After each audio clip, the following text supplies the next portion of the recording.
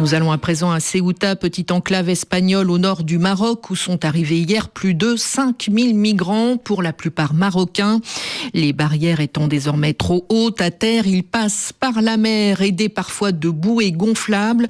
Des hommes, des femmes et des enfants qui prennent parfois de gros risques. Certains ne savent pas nager. François Musso, vous êtes notre correspondant en Espagne. Comment peut-on expliquer cet afflux de migrants en une seule journée ? Ce n'est pas la première fois que des migrants arrivent à Ceuta à la nage. Oui, en effet, le 26 avril dernier, déjà 128 migrants marocains avaient pu nager jusqu'aux plages de Ceuta, dont 30 mineurs. Et la plupart avaient été rapatriés. Mais cette fois-ci, c'est sans commune mesure, puisque c'est 40 fois plus. La raison est évidente vue du côté espagnol, même si le gouvernement socialiste le nie.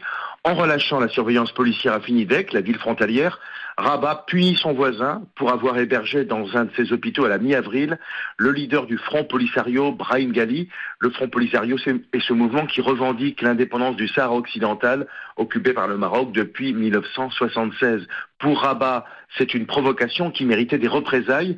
Celle-ci a pris la forme de cette arrivée massive qui déborde les infrastructures de Ceuta, petit territoire qui ne dispose que d'un seul hangar habilité par l'armée pour accueillir les sans-papiers. Madrid aimerait rapatrier ces migrants arrivés à la nage, mais pour cela, il faudra le feu vert du Maroc. Or, pour l'heure, la tension est à son comble entre les deux pays en raison du conflit au Sahara occidental. Rabat souhaite une pleine reconnaissance de sa souveraineté sur ce territoire. Madrid veut une négociation avec le Front Polisario.